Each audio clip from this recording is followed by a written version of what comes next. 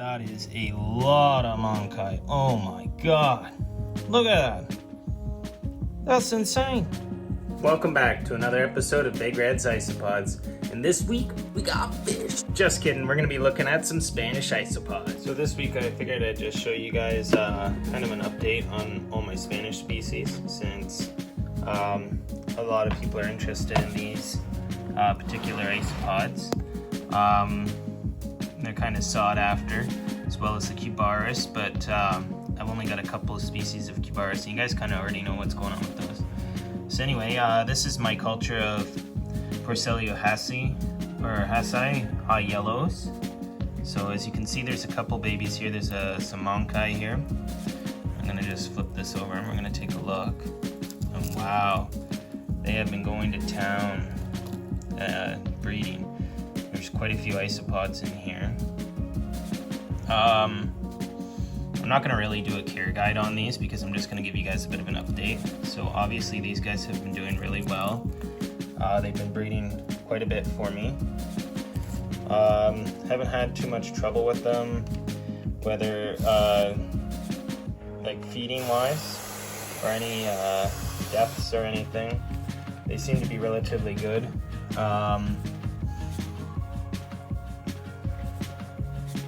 This guy here who's about to molt, looking a little bit gray, should be fine though.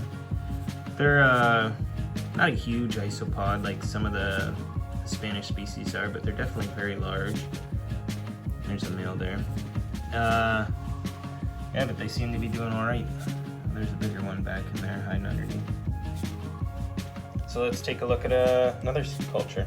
Alright, so I was really worried about this one, and I almost didn't want to show you guys this, but this is my culture of Presely of Valencia, which I've been having some troubles with death in it, in the culture. For some reason there's been an extremely high amount of fatalities in this culture, and for the life of me I cannot figure out why. I really think that there might be something to do with mites in here, possibly. At first I thought it was because there wasn't enough space and the isopods were fighting each other, but as you can see here, there's quite a lot of fatality in here. This one looks like it's okay, but I don't think it's alive. I think it's passed away. Got one up over here that's definitely passed away. It's covered in mites. They look fine, but they're actually dead. One down over there.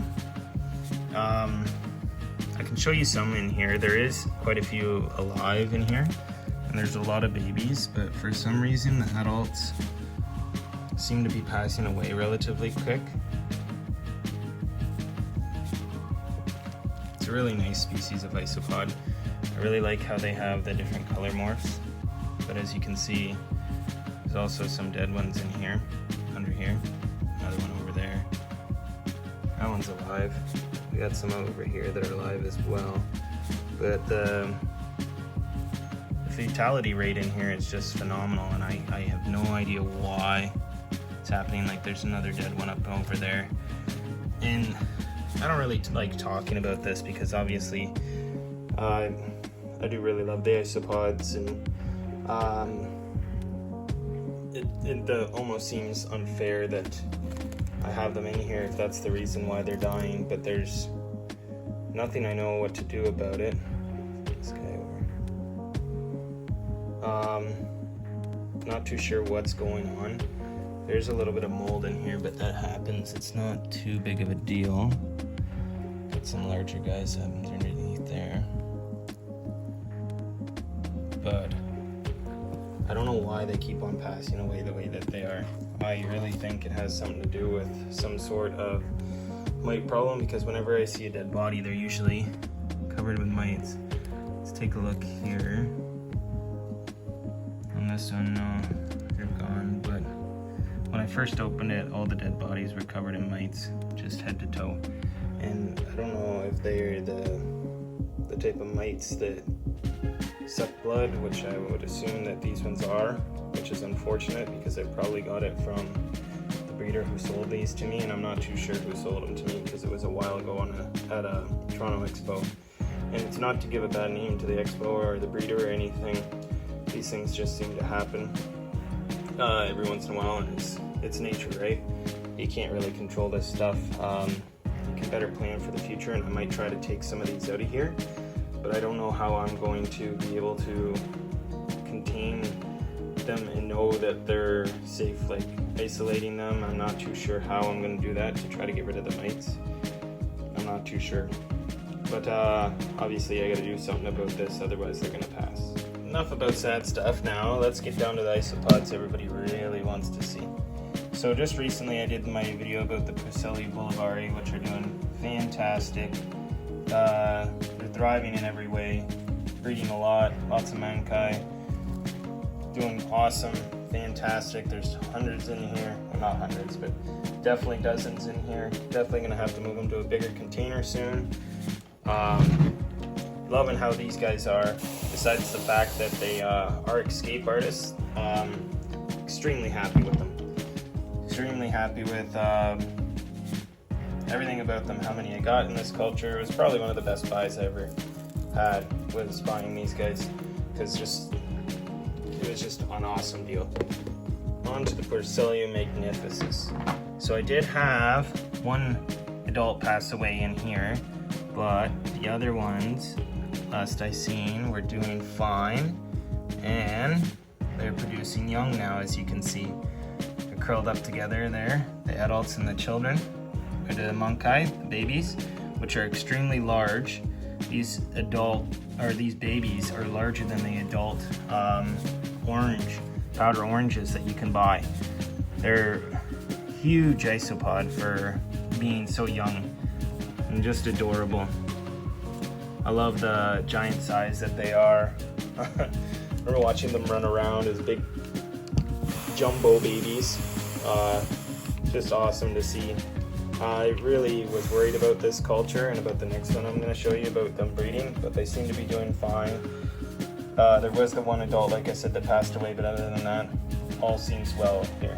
The last culture I'm going to talk to you guys about today, my last Spanish isopod, is my Expansive species. Now, I do see one over here. Oh, that one seems to have passed away, I do believe. Yep, definitely has. It's not moving at all. But I do have some mankai in here. And lots and lots of mankai in here. Oh my goodness. They have been busy. There's not a lot of adults in here at all. But that is a lot of mankai. Oh my god. Look at that. That's insane. That's crazy. All different varieties of colors here. Oh my goodness. What's going on in here? What have you been doing? Oh my. Well, obviously, they're doing good. They're doing good. I knew there was some young in here. And by some, I knew there was about 3 or 4, maybe 5 young. But I never expected there to be that many young in there. I mean, it is sad to see some of the adults pass away, but that's just like life. That's just a natural thing that happens. Sometimes they don't all make it. But at the same time, obviously it hasn't affected their reproduction at all. The reproduction has not been affected, because that is a lot of mankai. And I'm not going to dig through there, but there's multiple levels, so I can only imagine how many more mankai are actually in there. Wow, that's crazy. I'd love to take another peek in there, but I'm really nervous about scaring them up too much and then having more of them pass away. So yeah, that's the Spanish species that I've got, the 4 that you guys have seen me kind of bring up so far. I think sometime last year we went to the Toronto Expo and got these, and as you can see, or maybe it was summer, early this summer, springtime maybe, I think, I can't remember. Either way, you guys saw me get these. If you haven't seen the video, you can go ahead and go watch it. But you see me get these, you see me feed them different days, and now, as you can clearly see, there is a lot of isopods here. Wow, that was crazy. I really was not expecting to see that many isopods in that Expansive container at all. I mean, like, I knew that the Magnificus had started breeding, but I had no idea that the Expansive had that many mankai in there. I knew there was like 1, 3, maybe I seen them along the side of the bin, scurrying in the soil, and I was like, wow, they started breeding. I had no idea they were that far along, so that was really awesome to see. I hope you guys enjoyed a little bit of this update on my Spanish species. I know it's not too crazy of a video. I'm not doing any culture information. I'm not doing any care guides right here. I'm just showing you my isopods. But yeah, it's awesome to see them this far along. So hopefully we'll see you guys again next week. Go over some more isopod stuff, and don't forget to like, comment, and subscribe. See ya.